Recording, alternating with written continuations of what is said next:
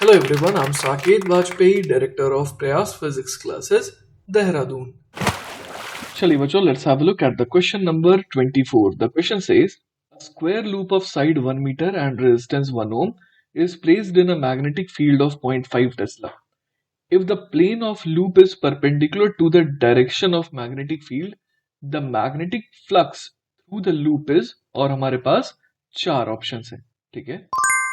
तो देखिए बच्चों, मैंने यहाँ पर सवाल के हिसाब से एक डायग्राम बनाने की कोशिश करी है जिसमें मैंने दिखाया एक स्क्वायर लूप जिसकी साइड 1 मीटर है, ठीक है। और यहाँ पर बोला गया है कि इस लूप का रेजिस्टेंस कितना है, 1 ओम है, ठीक है। अब यहाँ पर बोला गया है कि मैग्नेटिक फील्ड 0.5 टेस्ला है और मैग्नेटिक फील्ड की डायरेक्शन ऐसी है सच दैट कि वो प्लेन ऑफ द लूप के क्या हो, परपेंडिकुलर हो, ठीक है। तो मैंने यहाँ पर ये स्क्वायर लूप को स्क्रीन के प्लेन में दिखाया है और मैग्नेटिक फील्ड को एक फॉर एग्जांपल मैंने इनटू द स्क्रीन दिखा दिया। तो अब हमसे मैग्नेटिक फ्लक्स पूछा गया है, तो फ्लक्स बराबर सिंपली हो जाएगा B vector dot A vector, ठीक है। तो यहाँ पर हम लोग समझ पा रहे हैं कि मैग्नेटिक फील्ड जो है ना, मैग्नेटिक फील्ड जो है और एरिया वेक्टर जो है ना, ये दोनों क्या हो गए, सेम डायरेक्शन में हो गए, ठीक है। और ऐसा मैंने क्यों कहा, क्योंकि मैंने यहाँ पर एरिया वेक्टर को ले लिया है इनटू द स्क्रीन, ठीक है। मतलब मैंने एन कैप ले लिया इनटू द स्क्रीन, क्योंकि यहाँ पर कोई मैंडेटरी तो था नहीं कि इधर भी आप ले सकते हैं, तो मैंने एन कैप ले लिया इनटू द स्क्रीन। तो यहाँ पर मैं फ्लक्स कितना लिखूंगा, तो फ्लक्स हो जाएगा 0.5 मल्टीप्लाइड बाय साइड 1 मीटर है तो एरिया भी 1 मीटर स्क्वायर हो जाएगा, क्लियर है। तो यहाँ से जो है अपना आंसर जो है वो कितना आ जाएगा, 0.5 वेबर, क्लियर है ये बात। तो हमारा आंसर हो गया ऑप्शन नंबर 4। चलिए बच्चों, तो let's have look at the question number 44। The question says a big circular coil of 1000 turns and average radius 10 meter is rotating about its horizontal diameter at 2 radian per second.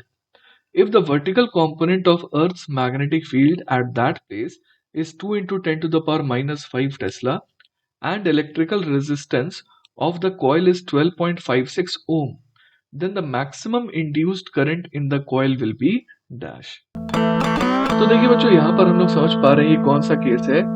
ये वो वाला case है जिसमें इस तरीके से coils हैं ढेर सारे, है ना, और अपने को एक एवरेज रेडियस भी दे रखा है और साथ ही साथ ये जिस एक्सिस के अबाउट ये घूम रहा है ना, वो कैसी है, हॉरिजॉन्टल है, क्लियर है ये बात। तो बच्चों यहाँ पर हम लोग समझ पा रहे हैं कि जस्ट बिकॉज कि यहाँ पर सिर्फ वर्टिकल कंपोनेंट मेंशन्ड है तो हमें ये समझ में आ रहा है कि इसका मतलब मैग्नेटिक फील्ड का हॉरिजॉन्टल कंपोनेंट कुछ ऐसा रहा होगा जिस वजह से उसका कोई भी पार्टिसिपेशन नहीं है ईएमएफ इंड्यूस करने में, ठीक है। तो अब बच्चों हम लोग समझ पा रहे हैं कि सिर्फ और सिर्फ मैग्नेटिक फील्ड का जो वर्टिकल कंपोनेंट है ना, लेट अस से ऐसा दिख रहा है बीबी, तो इसकी वजह से ही सिर्फ क्या आएगा, ईएमएफ इंड्यूस होगा, क्लियर है।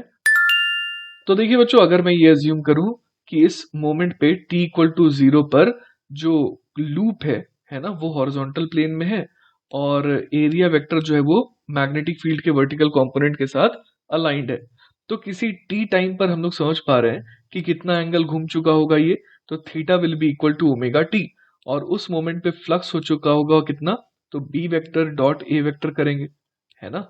और साथ ही साथ यहाँ पे नंबर ऑफ टर्न्स n मान लेते हैं, तो हमारा जो फ्लक्स है वो कितना आ जाएगा, तो वो आ जाएगा n इंटू बी। बी का कौन सा कंपोनेंट लेंगे, वर्टिकल कंपोनेंट, क्योंकि जैसा कि सवाल देख पा रहे हैं तो बी एच यहाँ पे जो है ईएमएफ इंड्यूस करने वाले मोड में नहीं है ना, वरना बी एच दिया हुआ होता।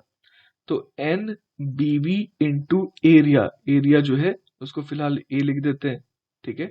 और क्या आ जाएगा, कॉस ऑफ ओमेगा टी, ठीक है। अब बच्चों हम लोग जानते हैं कि ईएमएफ होता है minus D five by D T, तो इसको अगर डिफ्रेंशिएट करेंगे तो ये कितना आ जाएगा, तो ये आ जाएगा N B V A omega sine omega T, ठीक है।